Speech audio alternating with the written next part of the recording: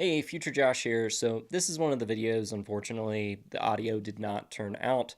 But just to summarize what's going on here, so about a week prior to this, we started our build. We had a trailer custom built, which we'll get to in the next video. But we started building the walls once we received the trailer. So, we had the correct dimensions.